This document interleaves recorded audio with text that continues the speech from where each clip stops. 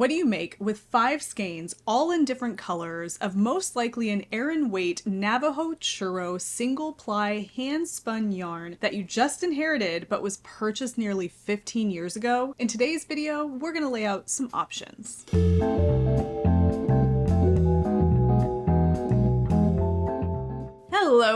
Hello, and welcome to the Wool Needles Hands Midweek Ramble. My name is Taylor, and I will be your host. Today's video is going to be another edition of What Should I Make With This?, which is a series where viewers send me an email containing photos of yarn from their stash that they just don't know what to make with, including what craft it is that they are going to be using, whether it's knitting or crochet or weaving, the weight of the yarn, how much they have, and perhaps some preferences of things they would like to consider. Now, today's is really cool because the yarn in question is most likely a Navajo-Churro hand-spun yarn that was purchased in Gallup, New Mexico at a trading post from, based on the email, a group of Dene women that sell their hand-spun at this particular trading post. It does speak to the potential provenance of this yarn. We are assuming, both the viewer who sent this in to me and now myself from looking at this yarn, that it was hand-spun by the Dene women in New Mexico, and I think that's really awesome. Being a dweller of the American Southwest and a native of Nevada, this is also just kind of it's pretty close to home, and I love learning about wool that was born and bred and sheared and hand spun or what have you in the American Southwest. So we're going to dive into that today. I want to share with you the photos of the yarn. I want to share with you the email from this viewer, and then I'm going to do a little bit more in this episode than I usually do. Usually what I do is I share 4 patterns that could be knit with the yarn in question. But I want to take an opportunity here to talk to you a little bit about what I believe this breed of sheep is, not only based on what the email says, but also by looking at it and knowing a little bit about the tapestry weaving culture in that part of the country and the breed of sheep that is most typically used for that craft. And I want to tell you a little bit about that and talk to you a little bit about not only that, but a conservancy program that works with that breed of sheep that you might find interesting. So we're going to kind of dive into this in a really rich way, and I hope you're ready for it. I hope you're here for the ride. I hope you're comfortable sitting down, maybe having a nice cozy or refreshing beverage, because we are about to get into it. We're going to start by me sharing with you the email that I received. This email says, "Hi Taylor, first of all, I love Wool Needles Hands and Good Books Lately and pretty much everything you put out into the world. Thank you for being you. That makes my day. Thank you so much. It means a lot to me. Secondly, today I came into possession of 5 skeins of Navajo wool that my mom purchased probably 15 years ago. I'm thinking it may be churro yarn based on the provenance. She mentioned there was a trading post in Gallup, which is in a city in New Mexico, where Dene women bring their yarn to sell that she bought the skeins from. Unfortunately, that's about all I know of the yarn. It seems to be maybe an Aran weight, dare I say, a thick, chunky at its thickest, though it seems to be hand spun and thus varies in weight along the length of the yarn to almost light sport at its thinnest. I am so very familiar with the texture of this yarn and what this looks like outside of the context of the photos that she shows, and so it can be really hard to determine the weight just by looking at it. I have 5 skeins and each is a different color, so I'm a bit at a loss of what to do with it. Also, I think the solid pink seems to have a bit less yarn in the skein than the others. Let me know if I should send some better pictures. However, it's beautiful. The American Southwest is such a big part of my childhood and a continued inspiration to me. And of course, the fact that my mom held onto it for 15 plus years without being able to decide on a project good enough for it has added some pressure.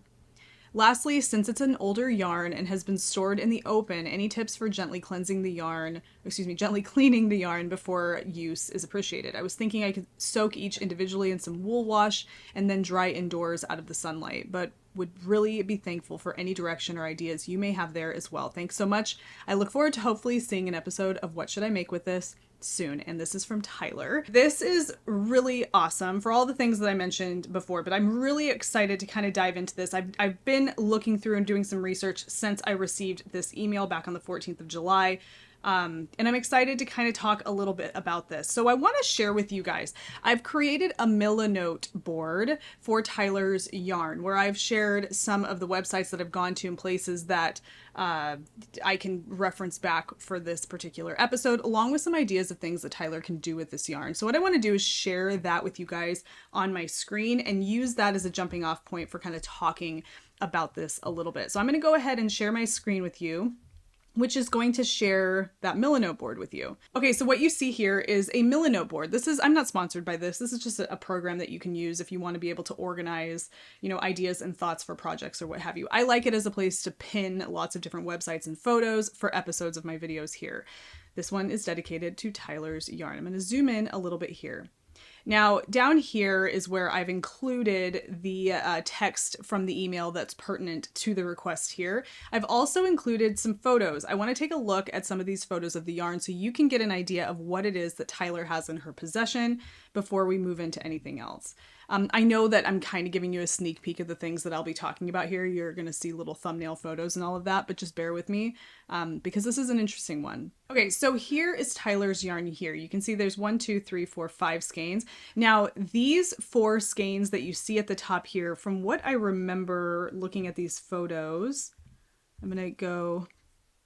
I believe these are all single ply. And then you have this one down here, this variegated skein, which looks like it's a 4 ply, multiple plies. It doesn't look like a single ply like the others.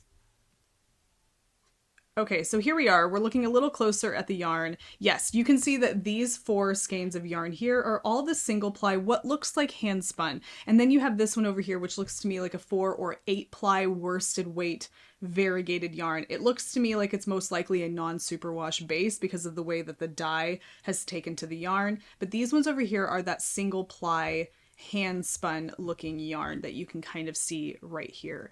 And this to me looks like a single ply hand spun skein of Navajo-Churro yarn. I have some information about the Navajo-Churro breed that I want to share with you, but I do believe Tyler is correct in that assumption because that is a very popular breed that of yarn, or I should say of sheep, that is used for yarn in this region of the country, particularly for tapestry weaving, which is a huge craft in that region. Navajo tapestries and blankets and textiles are incredibly valuable. It is a rich craft and culture and just very much a heritage craft in that area of the American Southwest. And so I believe that's what this yarn is. I'm going to give you, you can see here a little bit about the weight of the yarn. You can get an idea of what she's talking about in terms of it being thick all the way down to maybe a DK or a sport weight. And if you look a little deeper, you can see that some of the strands are even thinner than that, which gives us that hand spun quality. And so whatever it is that she's going to do with this, it's really important to take into consideration that the gauge of the yarn is going to vary throughout, like Tyler is saying here, throughout the length of the yarn, and that can impact projects that require really precise gauge. However, averages are important to consider, and sometimes the average weight of the yarn can work in your favor, but it is important to remember that. Okay, so we're going to go out of here. So those are the photos of the yarn that Tyler has sent. She has 5 skeins. 4 of those skeins are the single ply, all very similar texture. And then you have that one variegated skein of yarn that looks like a 4 or an 8 ply skein of worsted weight yarn. So that may or may not work in the same project as the others, but it also may. That I think just kind of depends. Now, I want to talk to you guys a little bit about Navajo-Churro. I have linked here an article that was provided by the Livestock Conservancy. So the Livestock Conservancy is an organization that works to conserve livestock breeds and animals in the United States. And one thing that the Livestock Conservancy does is they operate, I don't know what you would call this, but it's a program called the Shave 'em to Save 'em program. And this program, and I'm going to go back here because I want to talk to you a little bit about that. It's an important program to know about, especially if you're really into fiber arts, if you run a fiber arts business, or if you really like to support local fiber companies. This is a cool program to know about. I will link to all of this down below. In fact, if you're a member of Patreon, I will link to my entire Milanote board over on Patreon. But the important links that I'm sharing here, I'll link to them down below so you can learn a little bit more about this program and what this is about. You can see there's a video here to give you some information. But what this does is it provides a place for fiber artists to go to earn a stamp of approval by the Shave 'em to Save 'em program, letting people know that this particular fiber artist makes an effort, a concerted effort, and prioritizes using heritage sheep breeds here in the United States to kind of keep those heritage breeds alive and well in this country. And so when you become a Shave 'em to Save 'em partner, you get a stamp of approval. You can see that little stamp right over here. And that means that the products that you sell, there is a good portion of your inventory that comes from these heritage breeds, whether you're selling textiles that are already made or whether you're selling yarn. So it's a really cool way to kind of conserve those heritage breeds in the country. You can read a lot about this over here on the Shave 'em to Save 'em program. Well, the Navajo-Churro breed of sheep is part of this program. They are a really awesome breed of sheep that is often overlooked when it comes to hand knitting. Their fleece and their fiber and the yarn that comes from that is most often used for textiles like weaving, tapestries, I should say, rugs, things of that nature, things that are much more, I don't know, utilitarian, domestic items, and you don't really think a lot about using this particular type of yarn or fleece for hand knits or even like crocheting, things like that. So this is a profile of the Navajo-Churro. It mentions here it is a North American breed. It's very acclimated to the dry climate of the Southwest. It does not produce a lot of lanolin, so the yarn is not very oily. However, some breeds of, or some groups of the Navajo-Churro are bred, raised in more humid climates of the Southwest, and in those cases you'll find sheep that have a little bit more of a lanolin rich fleece.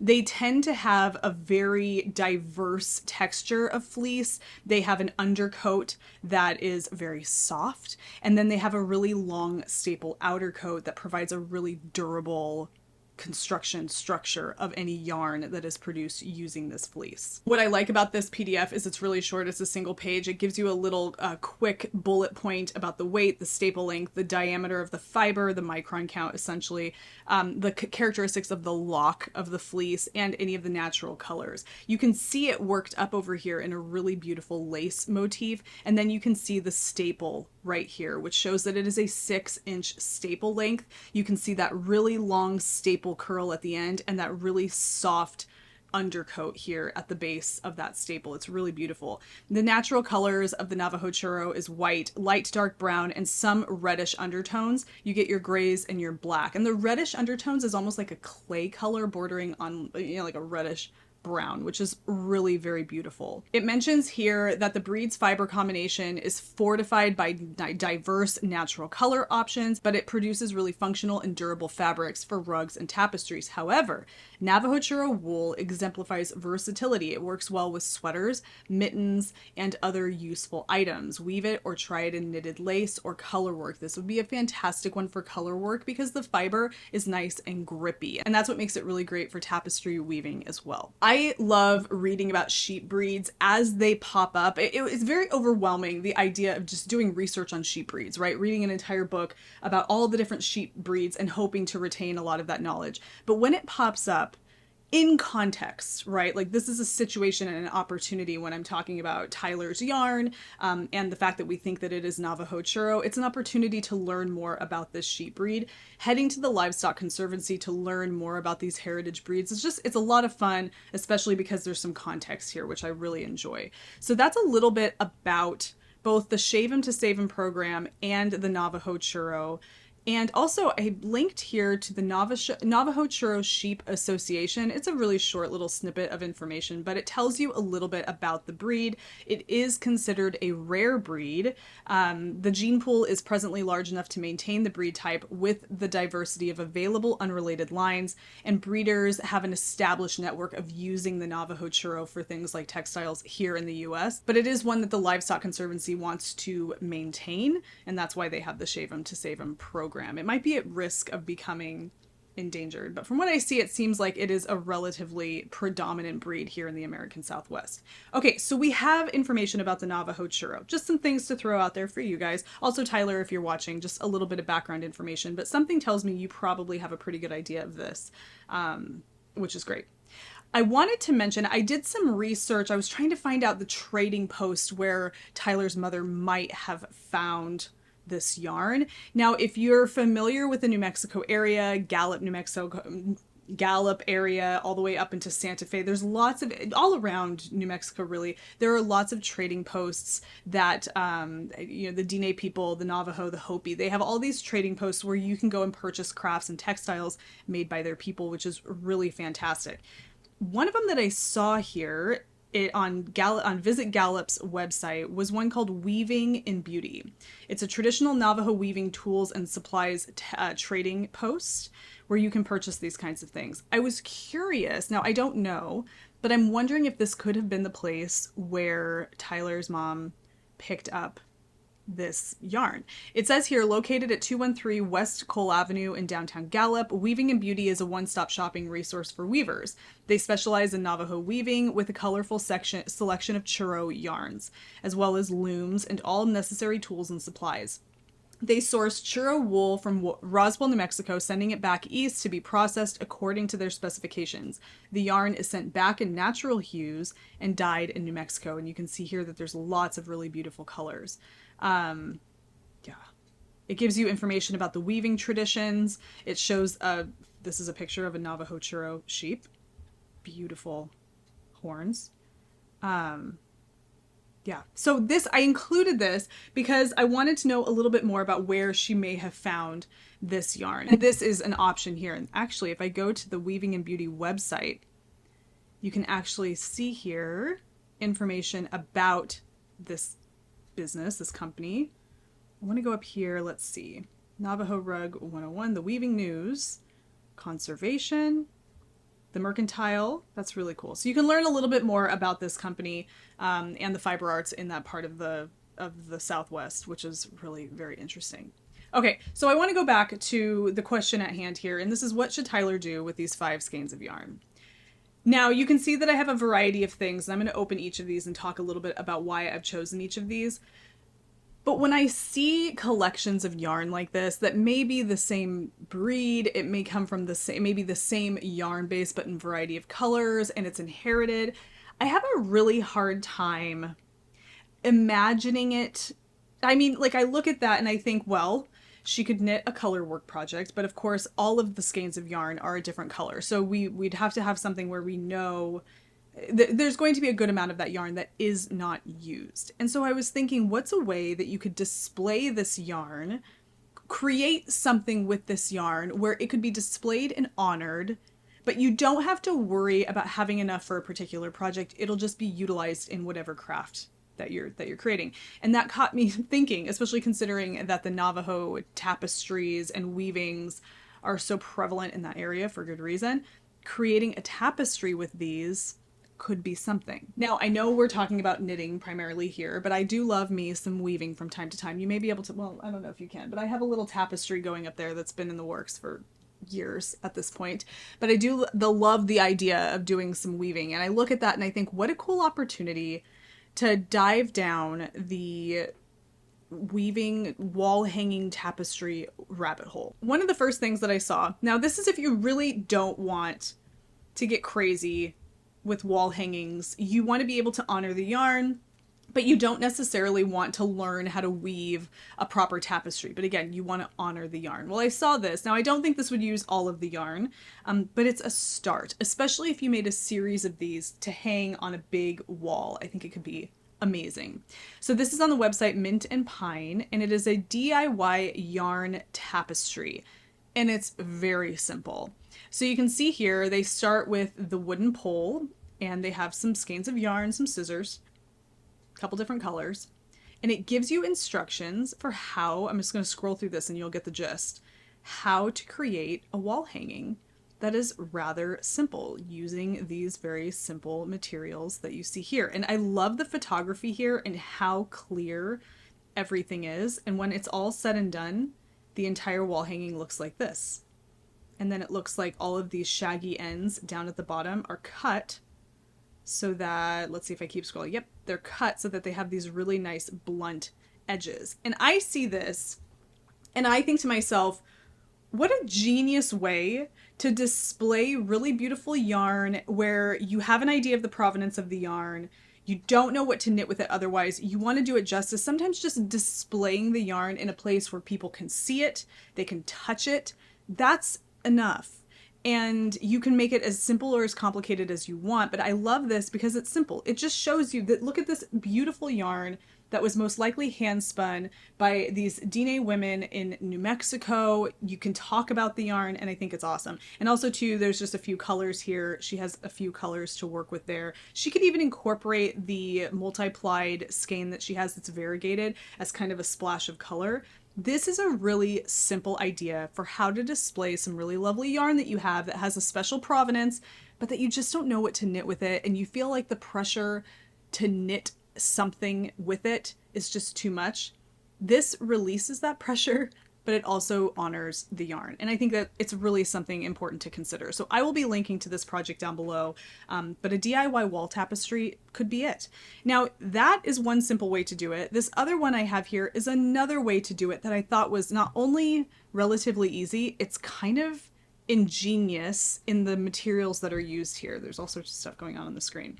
Let me see if I can get rid of that. Okay. Look at this. How cool is that? Again, it's another really cool wall hanging. It's textile based wall art, which I absolutely love. I love mixing up wall art between, you know, prints and paintings and textile based decor. I think it's awesome. Now, what you see here in this like gray color, there's all these little strands of yarn that are woven in. However, the gray that you see back here is pre-bought. What that is you can see it right here. It's a woven rug, a 2x3 woven rug that you can purchase at a store. I kind of think of like a placemat. You know how you can get those like textile woven placemats? I've got to get rid of all these little ads going. It's driving me nuts. That's what that is. It's just a pre-woven rug that you can buy at a store. You can get it at like a dollar store or a thrift store or a Target or whatever. So you can get something store-bought. But then what she's doing here is she's placing all of these strands of yarn in the weave of the rug, creating these really cool sections of colored yarn. And it absolutely inspires me.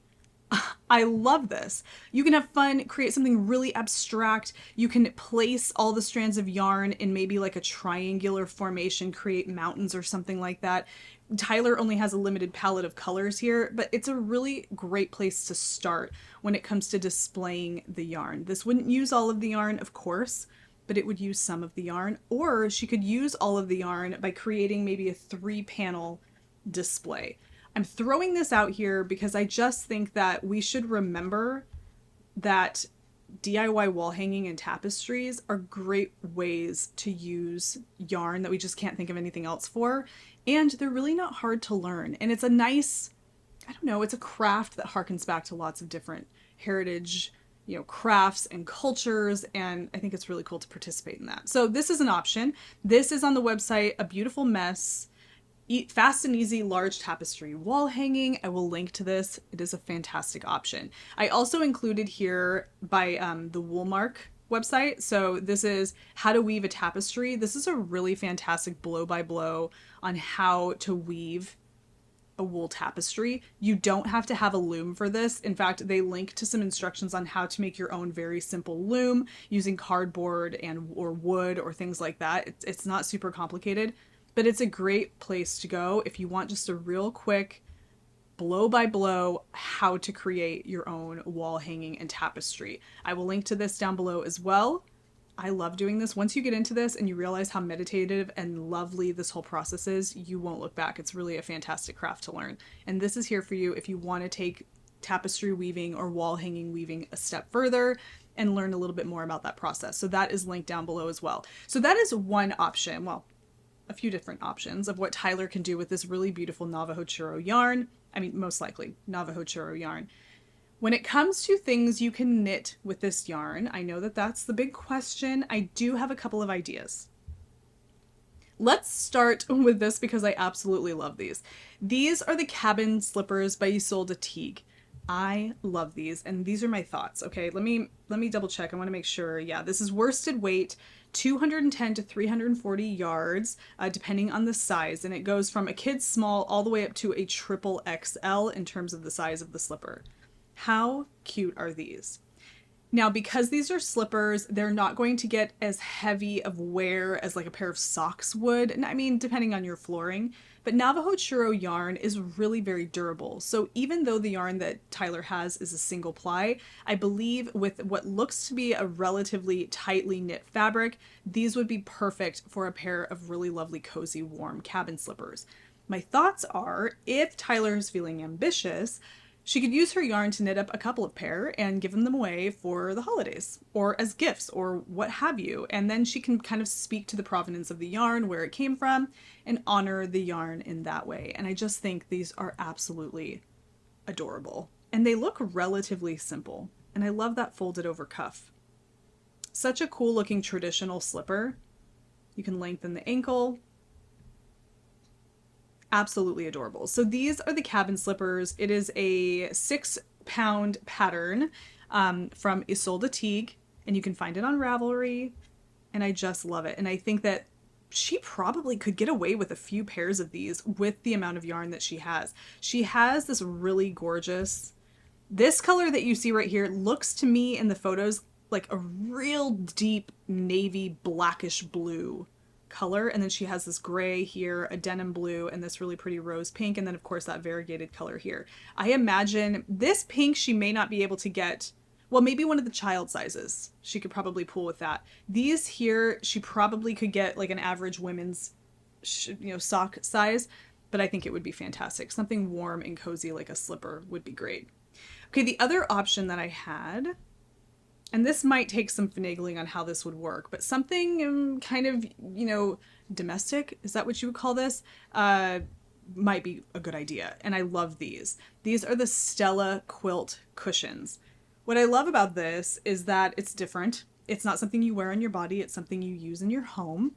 And there's lots of different colors going on here. Perhaps she would have enough of one of her solid colors to make the background, and then the additional colors could be the complementary colors or the contrasting colors here. Or perhaps she purchases a background yarn where then she can play with the multi-colors that she has available. She could create a set of these pillows here, and they don't have to match. They can be all different, and they can become an heirloom piece in the family, connected to the yarn and the history of the yarn, and I think that could be really, really special. This is a pattern by Laura Penrose of Penrose Knits, and I love it. She uses here it says it's a DK weight, but because this is a pillow, I figure it doesn't really matter all that much as long as you have, something to stuff it with once you're all finished. Now, I guess if you're using a standard pillow insert, it might become an issue, but I think that if you just stuff this with a stuffing or something like that, it shouldn't be too much of an issue. But I really do love this idea. Oh, you know what? Look at this. I didn't notice this before. So it creates a little pocket, which is genius. Oh, that's really cool. Huh. Interesting. Very cool. So this is another idea for what Tyler could do with this yarn. And this is also too more of like a jumping off point to just say, it doesn't have to be something that you wear. It can be a wall hanging, a tapestry, a pillow cover.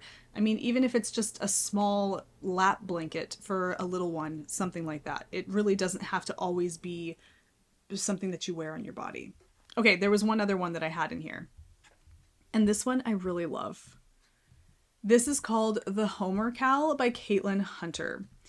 This is in reference to Homer, Alaska. Caitlin Hunter is an Alaskan, and a lot of her designs are inspired by that region of the country, and this is really beautiful. I've been to Homer, Alaska. It is absolutely stunning, and I love the inspiration for this, and I imagine this with that really beautiful deep navy that Tyler has, and then these other 3 colors popping in. I don't know exactly how many colors we have here. It looks like 1, 2, 3 colors.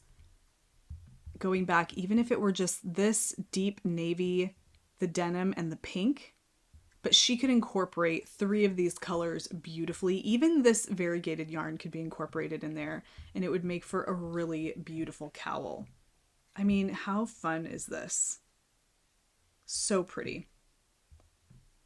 And it's color work, and if that is Navajo-Churro, I can't feel it with my fingers, so I really don't know. It would make for really beautiful color work. Ugh, that's beautiful. So this was my final option for something that Tyler could do with her Navajo-Churro yarn, the Homer Cowl by Caitlin Hunter. This is a $6 pattern. It's absolutely stunning. It's not super substantial in terms of size, so she probably would have yarn left over. But these are some options of things that you can do. It is really hard when you have yarn that feels like it has a special meaning, it has a really special, like she says, provenance. You want to do it justice, and sometimes doing it justice means doing less. Sometimes we think we need to make something grand out of this, like some kind of color work sweater, but something like a simple wall hanging, as simple as the one that I showed you here. Let's scroll all the way down. Something as simple as that could really be just the ticket. It takes the pressure away, it displays the yarn so that you can honor the yarn, and it's something that you can use in your home and you'll see it every day. And that reminder is really, really important. So those are some of the thoughts that I had for Tyler's yarn, for her what we think is a Navajo-Churro yarn. I really enjoyed this. I enjoyed the opportunity to kind of go down the rabbit hole of the Navajo-Churro breed, to talk to you guys a little bit about that livestock conservancy program, the shave them to save them, but also thinking about things that you can create with this and realizing the value in something as simple as a very simple wall hanging when it comes to honoring yarn in our stash. I hope you guys took something away from this. If you did, definitely don't forget to give the video a thumbs up, and definitely don't forget to subscribe. Click that bell icon so you can be notified anytime I upload something new. And if you would like me to check out the yarn you have in your stash that you just don't know what to do with, drop me an email. My email is listed down below in the description box. Until I see you guys again, happy knitting, happy making, happy whatever it is you're doing. Take care, be well, and I will see you soon. Bye.